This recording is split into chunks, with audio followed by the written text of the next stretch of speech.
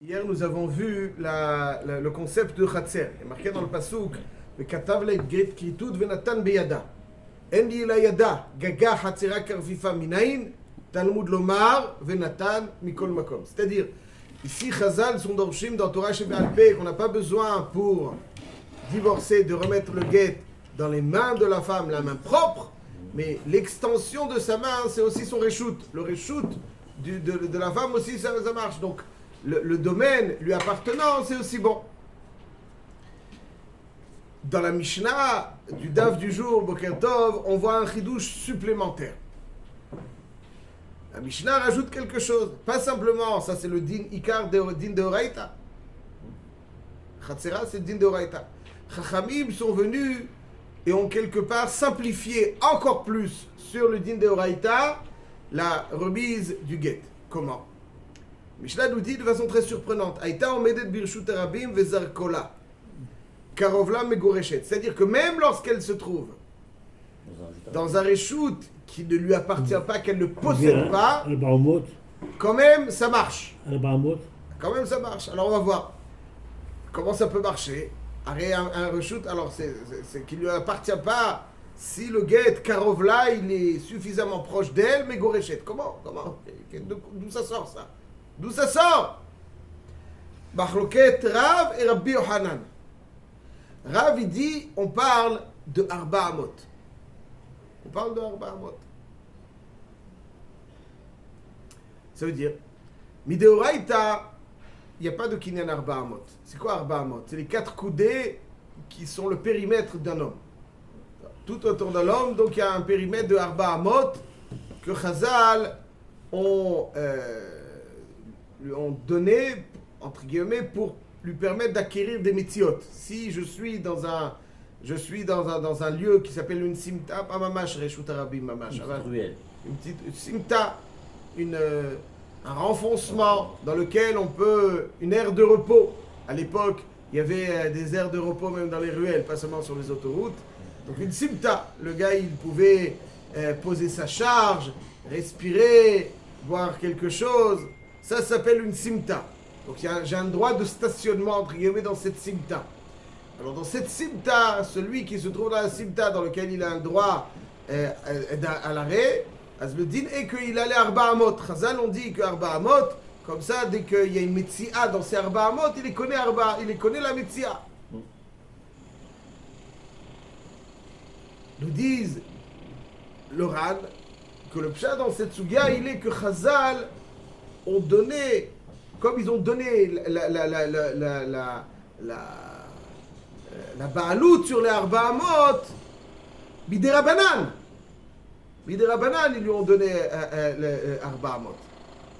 Comme ils lui ont donné, donc il y a eu l'acquisition des Rabanan. Hefker, Beidin, Hefker. Chazal, ils ont la capacité de donner. Ils maîtrisent le droit mammoni de quelqu'un. Comme ils maîtrisent le droit mammoni,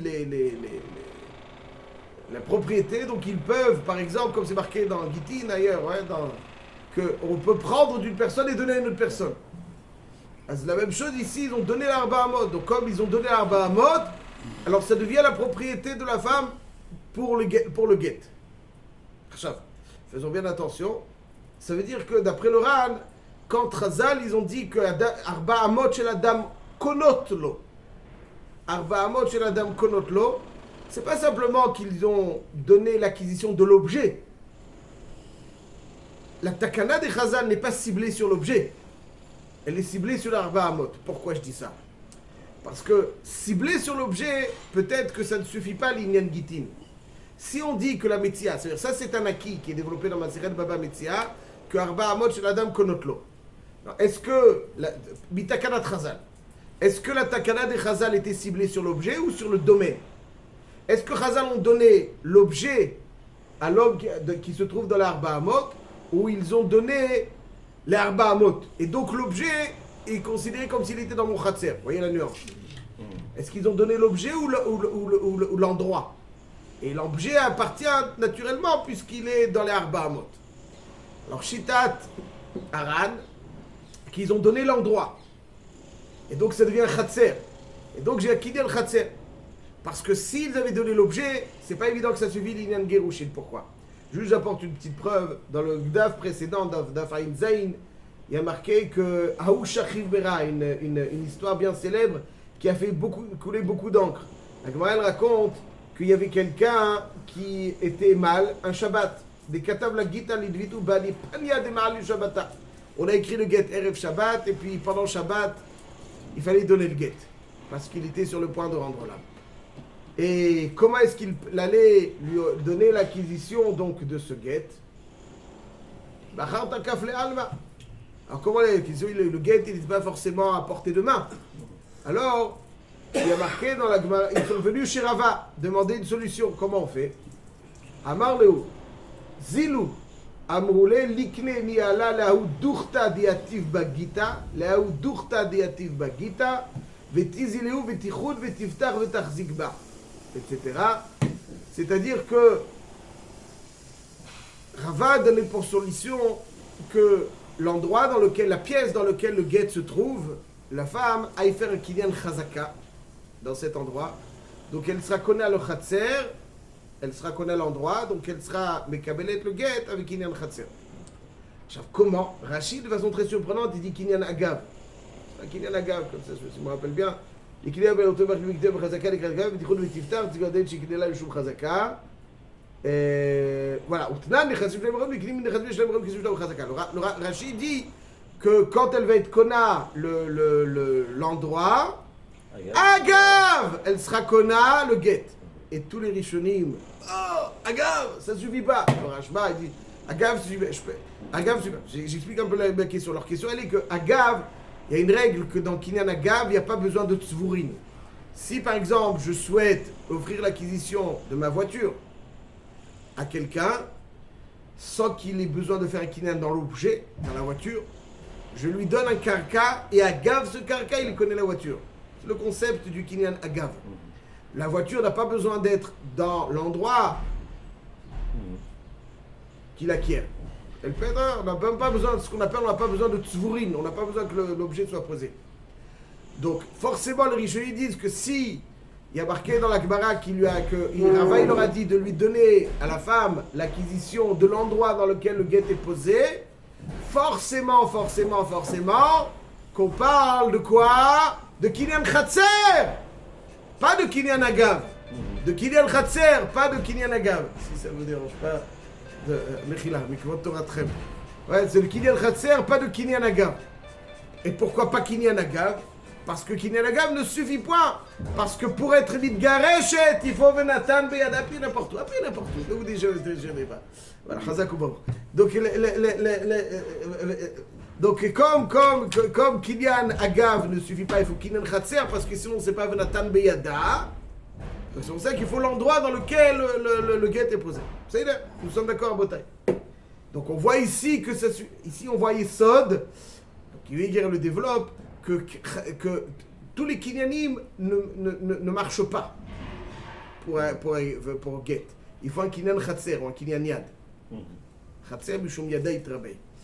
Donc c'est pour ça que s'il faut un kinyan yad, donc il faut impérativement que le get soit dans le chatser. C'est idéal. Donc ici aussi, si Chazal ont donné un kinyan arba amot, c'est pas qu'ils ont offert l'acquisition de l'objet. La takana de Chazal n'est pas sur l'objet mais sur l'endroit. Parce que l'endroit devient son chatser, et comme l'endroit devient son chatser, on a eu goréché. Donc, si je demande aujourd'hui une femme à qui on a donné le get dans les arba amot, est-elle megoréchet ou pas? Réponse affirmative. Pourquoi? Parce que c'est l'endroit qui est acquis à la femme, et donc il est considéré comme étant son chatser, et comme il est considéré comme étant son chatser, etc., etc. Il faut que ce soit l'endroit où elle se trouve. Ouais, alors il faut que ce soit un endroit, pour l'instant dans Rava, il faut que ce soit un endroit dans lequel Chazal ont offert l'acquisition de Arba Amot, c'est-à-dire en général c'est une aire de repos, une simta. À l'époque, ça c'est la chita de Rav. Le Ramban, quand il ramène cela, il dit Arba Amot c'est des Rabbanan. Alors le Ran il dit Efker Bedin Efker. Le Ramban il dit que Afkein ou Rabban on le Kiddushin Miné. Ça veut dire que c'est pas qu'elle est Megouresh El Bidin Efker Beddin. Il dit Afkeinu, ça veut dire que comme le Girushin est Kedat Moshe Israël, quand tu le mets dans un endroit des Rabbanan, ça rétroactivement ça enlève les Kiddushin. Comme ça dit le Ramban. C'est Midin Afkeinu. Pourquoi le Ramban ne dit pas comme le Ran? Alors, Avni Milouim, c'est qui le Avni Milouim? C'est le Ktot HaChoshen. Ktot HaChoshen, c'est Choshen Mishpat. Avni Milouim, c'est Even HaEzer. Le Avni Milouim, il dit que la raison pour laquelle le Ramban a expliqué que c'est Midin Afkeinu et pas Midin. Et pas Midin Efker Beis-Din, parce que le Ramban, il comprend que la Takana d'Arbamot sur l'objet, pas sur l'endroit. Donc, c'est pas possible. Or, il faut que ce soit Khatser. C'est pas Khatser, c'est pour ça qu'il dit Afkeinu. Mais il y a un cas dans lequel, même d'après le Ran, il va falloir dire Afkeinu, et je le dis très rapidement, c'est l'explication qui est retenue d'ailleurs dans la halakha de Rabbi Yohanan. Chazal, de façon très surprenante. Il y a marqué dans cette Mishnah, Aïta omedet birshut harabim. Dans la première Mishnah du Perek Azorek, on parle qu'il jette le guet dans le Khatser. Azorek get l'ishto. On parle qu'il est dans le Khatser. Dans la deuxième Mishnah, par quel Reshut Harabim, il y a marqué Karovla Megoreshet. Comment Karovla Megoreshet? Ravi dit Arba Amot. Comme on l'a expliqué. Rabbi Yochanan, il dit Arba Amot. Il n'y a pas marqué Arba, il y a marqué Karovla. Pourquoi la Mishnah ne peut pas dire Arba Amot? Pourquoi il dit Karovla? Et Rabbi Yochanan, il dit Achidush Nifla. Il dit que Chazal, pour fluidifier les Girushin, pour empêcher un matzav de Aguna. Le gars, il arrive, il jette le guet et il s'en va. Tu vas le trouver après. Imaginons qu'il n'a pas atterri dans l'Arba Amot. Il dit, ah, t'es là. Chut. Imaginons qu'il n'a pas atterri dans l'Arba Amot, le guet. À quoi? Le gars, il est parti. On est bien. Alors, Chazal ont institué, pour empêcher une situation de Haguna, que même lorsque le guet n'est pas dans l'Arba Amot, mais qu'il est à proximité de la femme, c'est elle qui, d'une certaine façon, le maîtrise. Yechola le shomro, c'est difficile que le Shulchan Aruch révèle dans la semaine Kuf Lamed Sif Yud Gimel, à partir du moment où il est dans son domaine, beaucoup plus que dans Mamonot. Dans Mamonot, il faut que ce soit Mamash Arba Amot. Si quelqu'un il voit au loin une Metzia, il dit ça vaut rien. Il faut que ce soit dans Arba Amot. Il tradège le Ilchot Gitin, quelque chose de supplémentaire, un kinyan supplémentaire du get, Yechola le shomro. Ça c'est Karovla. Si elle peut le maîtriser aussi, ça marche. Et là, on ne peut pas dire que c'est Midin Khatser. Il n'y a pas de Khatser. Pas de Khatser dans Yechola Shomro, ça n'existe pas. Les Metzia, etc., ça n'existe pas. Là, on est obligé d'arriver à la svara du Ramban d'Arba Amot, de Afkeinu Rabbanon. Et donc, ici, dans cette Mishnah, nous avons un chidouche supplémentaire. Quand c'est Bechatzera, c'est de Oraïta que c'est Boïm. Mais quand elle n'est pas Bechatzera et qu'elle est dans le périmètre qui lui permet d'avoir une mainmise, entre guillemets, sur le guet, ça suffit. Alors, et là, dans Arba Amot, Machoket Ramban Ran, est-ce que c'est Midin Afkeinu, Midin Arba, ou Midin Khatser? De Oraïta, c'est Efker Beis-Din.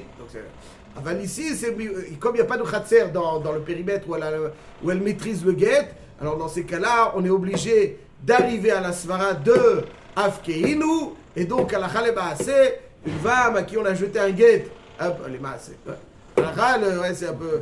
Mais en tout cas, les halakha, comme ça, c'est difficile dans le Shulchan Aruch. Alors, une femme à qui on a jeté le guet, même s'il est loin, il est à 5 mètres d'elle.